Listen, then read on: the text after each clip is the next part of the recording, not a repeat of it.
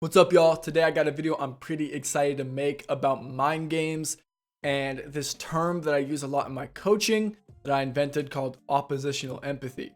So mind games, prediction, knowing what your opponent's going to do, things like these are the first foundation to having good mechanics, right? People think that high level league players have insane reaction times, but it's not true, right? You take the average challenger player and they have average, if not just barely slightly better than average reaction times, right? It doesn't actually take subhuman reaction times to reach challenger, to reach masters, whatever. Obviously the very best players, like the very best professionals like Faker and whatnot, they are, but your average challenger player isn't. Your average masters player doesn't, right? They have average reaction times, they have average capabilities. Now, to replace that kind of average capability, they have something else though. There's something else they're going off of. And it's often rooted in prediction and mind games and kind of just knowing what's going on in general. And today, that's what I'm going to talk about. So let's go ahead and get into this first point. And this first point is the most important point when it comes to mechanics and when it comes to understanding kind of high level reactions. And it boils down to this rule I have written down here. Predictability precedes punishment. Predictability precedes punishment. So there's a couple things going on there.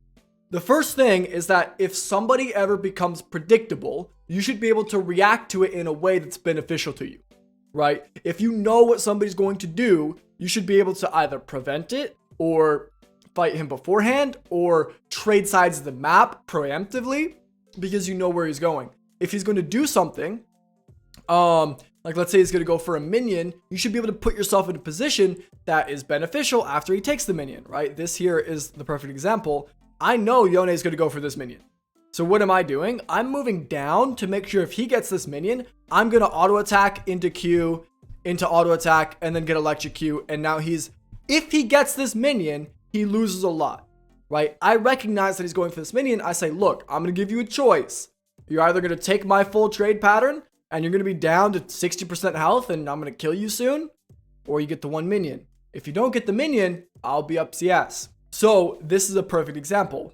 The second thing is you really need to punish things that you find predictable.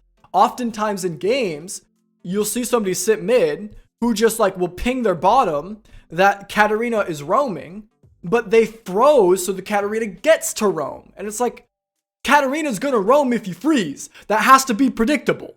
Right? So if you know she wants to do that, you can't let her do that. The pings aren't enough. You have to punish it somehow, right?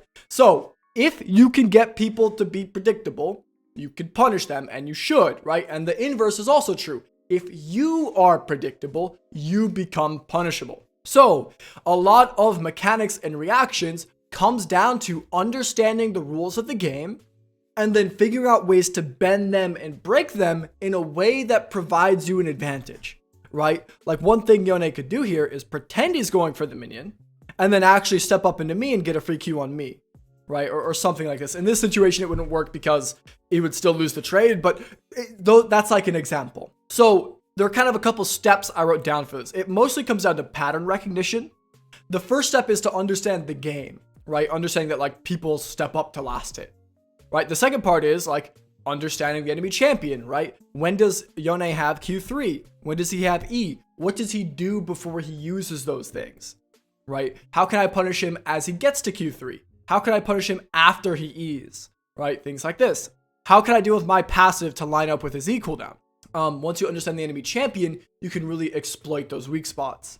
And the last part is understand your unique opponent, right? People develop these own kind of habits and patterns built up from them playing thousands and thousands of games, right? So like one thing about me is if I'm leaning in a lane like this and he was going to Q3 me, I have the habit to dodge up like this into this river. This is just kind of, in an ideal world, I would be able to dodge randomly, right? In an ideal world, I would dodge randomly and he would never be able to hone in on where I'm going.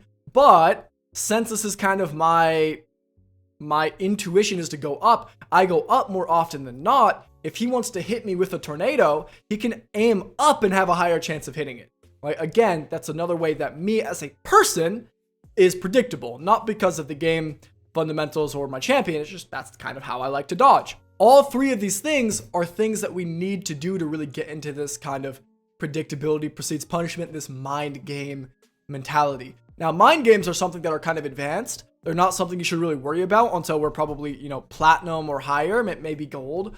Because first, you have to understand the game and you have to understand the champions. And then that will open up your mental stack to worry about other things. This next thing I want to talk about is this concept called oppositional empathy. Now, this is a term that I kind of invented to describe putting yourself in your opponent's shoes, right? Because we want to figure out not only when are we perceived as predictable, but we want to figure out when they feel weak, right? So oppositional empathy, putting yourself in your opponent's shoes, asking yourself, how do they see you, right? What patterns do they notice that you do, right? How are you moving? What opportunities are they looking for, right? So in this example, I'm playing against a Zed here. And this is like the second wave that just came. I'm level 2 on Victor, Zed's level 1. Now, I know that since I'm a higher level, and since I have the wave momentum, he's not even going to try to step up here because he knows he'll just get popped. So I know that when I walk forward towards him, he is going to throw out his Q, right? Because he can't use it on the minion, so he's only waiting for me to go into him. So what I'm going to do is I'm going to walk forward, and then the second he kind of turns around, or the second that I feel like his Q is going to come, I'm going to dodge, and then I'll commit to the trade, right? Because I know the opportunity he's looking for because I've been in his shoes, or I can understand what it's like to be the Zed here. Now, this is a really important idea because, again, this is really how you learn how people become predictable. If you can understand somebody's champion, if you can understand their mentality, you can understand where they break, right? And to develop this, now how to develop this is a really good question. You want to constantly be asking, what are they looking for? When is their champion strong? What is this individual I'm playing against play like, right? For example, Zed's really strong at level 3. Zed has good poke with his Qs. Zed's really strong at 6. Zed's really weak on wave 1, so he's going to be playing this loser's game, right? I know his champion, and now I'm starting to learn this person as the game goes on. Now, another way to really learn this is to watch VODs from the enemy's perspective.